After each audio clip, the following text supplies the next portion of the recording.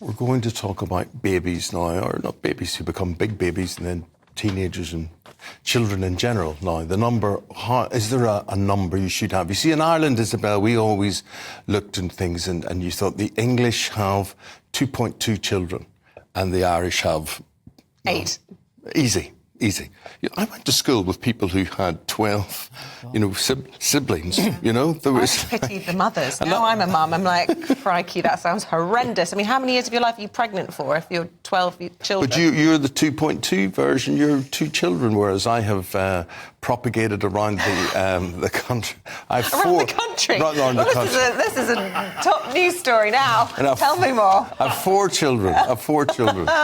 So I do. And the thing is, now, it's not only a moral question, it's not only a financial question, it's an environmental question as well. Yes, each child has a carbon footprint, don't they?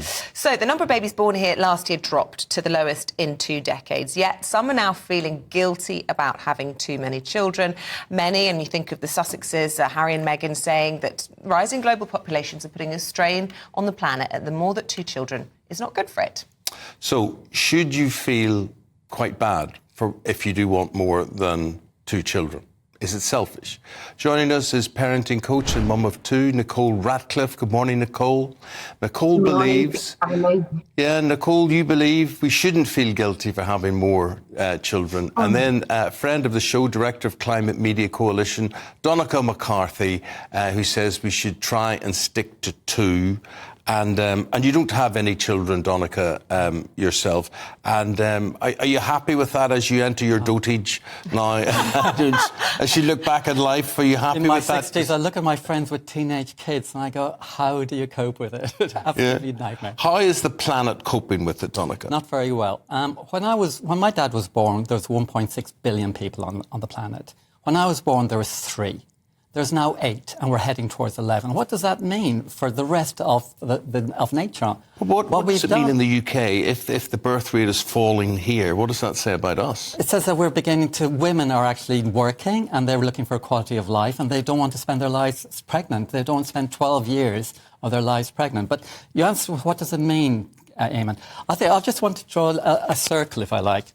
So I warned the producer I was going to do this. So I'm 64 years of age. That circle represents all of the wildlife that was on the planet when I was born, just 64 years ago. And in that time, with the 8 billion of us that are now there, with all the food, wood, transport, housing that we have to provide for them, we have destroyed 70% of nature. And what would you say? In one generation. And I just think, Eamon, there's a moral issue here. How can we pass that on to the next generation? OK, I get that. But say you live in, Milton Keynes are watching us this morning, whatever. Why would that be your responsibility? Are you contributing to that? Every single child in an industrial country like ours is around 500 tonnes of carbon over their lifetime. That's equivalent of 1,000 years of electricity for a household. So each child has an impact. And what we're saying is 1 is great, 2 is plenty, and 3 is selfish. Gosh, OK, well, Nicole, I mean, how do you feel about those kinds of words? I mean, lots of parents don't actually plan to have 3 and a third one comes along. I mean, does it suddenly make people almost feel some sort of moral dilemma for their own contraceptive failings? It just enters a whole new sort of moral maze, doesn't it, if you have language like that? I'll be honest, I feel quite angry by that kind of language. As one of 4... no, I'm sorry. We've got a lovely family, and the idea of that 3 is selfish is just... But what about this? What about the comments Donnachadh was making there about the destruction of our wildlife in 1 generation as a consequence of a huge rise in our population? I mean, that's partly... Did you say you're 1 of 4? Your mum's 4, absolutely.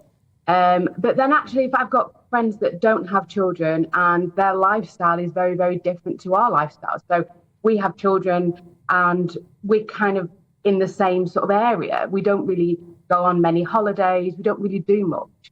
Whereas those that don't tend to have children have got more money. So they've got more free money, so they tend to have more holidays.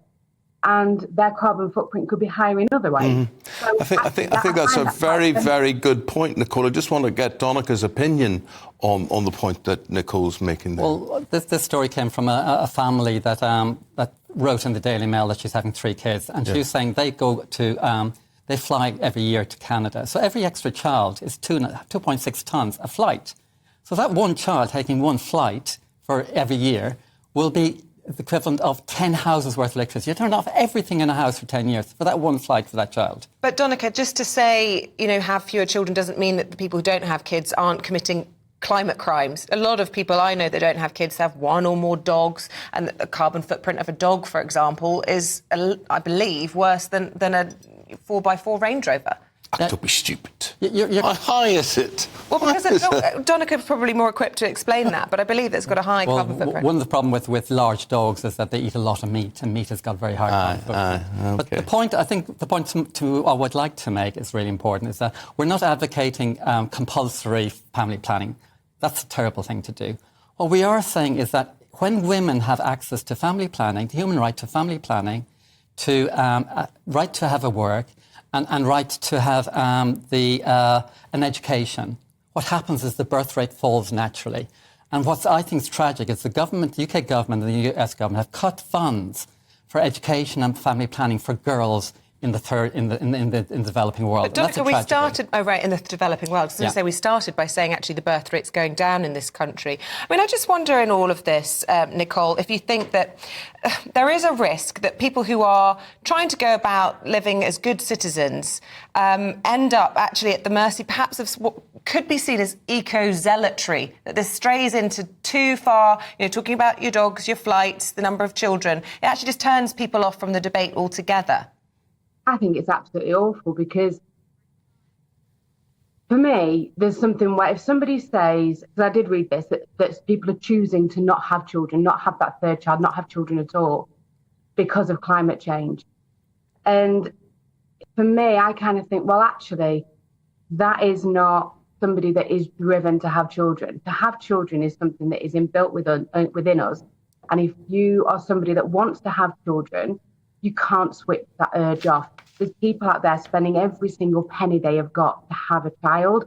And if they're made to feel guilty because they are contributing to climate change, and this, I feel quite offended by the idea that bringing a much loved child into the world could be deemed as a bad thing to do.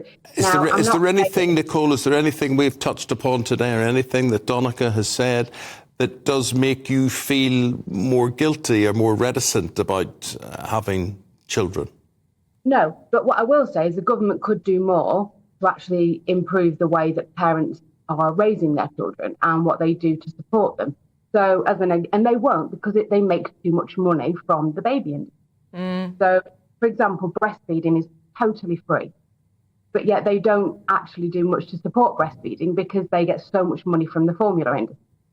Actually, if they want to start incentivizing things that are free and healthy, breastfeeding is a really good place to start. Let's start destigmatizing things like pre-loved and second-hand. Let's get rid of that, so we're actually being sustainable and smart, because again, that's something that can help in generations to come with bullying. If we get away from the whole, everything's got to be brand new and named. Actually, let's look at being a smart country. Let's be a smart world, and let's be sustainable and actually pass things around, and that be the norm. But they won't, because they make far too much money in taxes. Fascinating. Donnachadh, final word to you. Yeah, I always think that where we can agree is that we need to go more government action. What the government needs to do is to fund women's rights around the world like we used to do. Make sure women have access to family planning, girls have access to education, and women have the right to work. That's what we need to do, and that's actually a positive thing for women and for the planet. And Donnachadh, where is the biggest threat coming from? Where's the biggest rise in population? The southern Africa is where the huge population explosion is happening, and it's where the government has cut the funding most for women's rights. Foreign aid budget. Yeah. OK. Thank you very much indeed. And we've lost your name now, sorry. Nicole Ratcliffe, thank you both very much.